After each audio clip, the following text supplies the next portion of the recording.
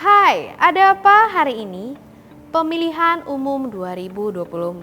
Meski masih 2 tahun lagi, namun safari politik sudah mulai terlihat. Tak terkecuali Presiden Joko Widodo yang memberikan sinyal-sinyal dukungan kepada calon Presiden 2024. Pernyataan dukungan itu dilontarkan oleh Presiden Joko Widodo di sela-sela perhelatan Nusantara Bersatu yang dihadiri relawan Joko Widodo di Gelora Bung Karno pada Sabtu 26 November 2022. Konon, PDIP mengecam aksi relawan tersebut. Kenapa ya? Jadi pemimpin yang mikirin rakyat itu kelihatan dari penampilannya, dari kerutan di wajahnya.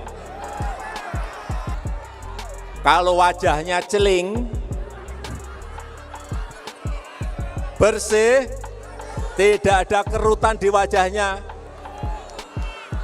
hati-hati. Lihat juga, lihat rambutnya. Wah, kalau rambutnya putih semua, nah ini mikir rakyat ini. Rambut putih? Kira-kira siapa ya dia? Oh, siapa dia?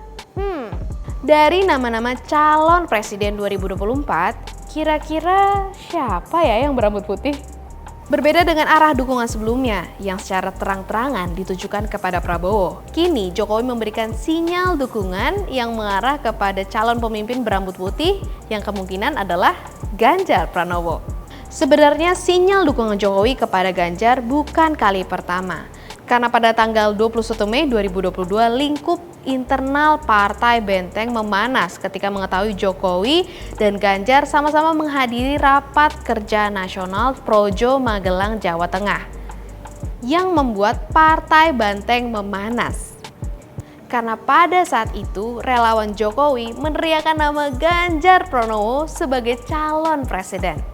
Jadi penasaran nggak sih sebenarnya siapa yang didukung oleh Jokowi untuk maju menjadi Capres 2024? Dan apakah benar Jokowi menebar janji-janji kepada calon Presiden 2024? Memang sebagai presiden gitu ya, sepatutnya secara etika dia itu harus above all, di atas semuanya. Jadi kalau ada banyak calon-calon dan sebagainya, dia tetap di atas semuanya, tidak menunjuk-nunjukkan gitu ya, mendukung, apalagi bukan ketua umum partai juga kan gitu ya. Oleh karena itu ya memang tidak sepatutnya ketika dia melakukan tugasnya sebagai Presiden Republik Indonesia gitu ya, untuk mendukung, memang harus melakukan introspeksi dalam kaitan ini karena sudah berkali-kali gitu kan.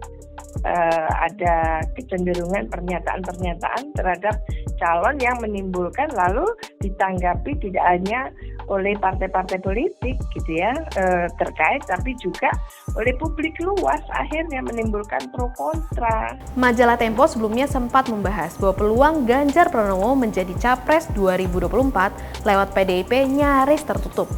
Langkah Ganjar terhadang oleh Puan Maharani yang memiliki darah biru Megawati.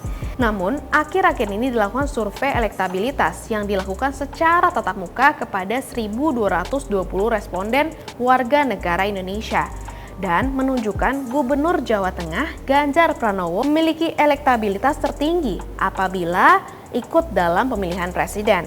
Dalam survei ini, respon rate atau responden yang dapat diwawancarai secara valid itu sebesar 1.012 atau 83%. Sebenarnya bagaimana peluang Ganjar untuk maju dalam Capres 2024? Ganjar ini kadernya PDI Perjuangan gitu ya, bukan kadernya survei, kadernya PDI Perjuangan. Maka apa yang sudah menjadi peraturan PDI Perjuangan ya itu ya resikonya yang harus diikuti oleh semua kader. Kan kader sudah bersetuju di Kongres bahwa untuk gitu ya, penentuan Capres-Cawapres diserahkan bulat kepada Ketua Umum Partai. Perlu diketahui bahwa masa kampanye akan berlangsung selama 75 hari. Dan kita akan melakukan pemilihan suara pada 14 Februari 2024. Untuk perhitungan suaranya atau rekapitulasi suara akan dilaksanakan dari 15 Maret hingga 20 Maret 2024. Sejauh ini, apakah kamu sudah mengenal calon presiden pilihanmu? Nah, kalau Ganjar Pranowo dan Puan Maharani, apa saja prestasi dan latar belakang mereka? Dan Ganjar itu juga harus disandingkan.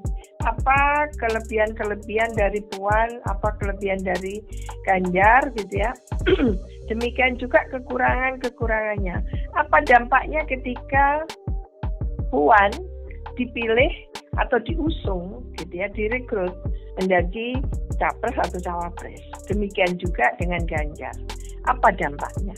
Jadi tidak sekedar membandingkan, membandingkan kelebihan dan kekurangannya, tapi juga menghitung dampak-dampaknya, kan gitu.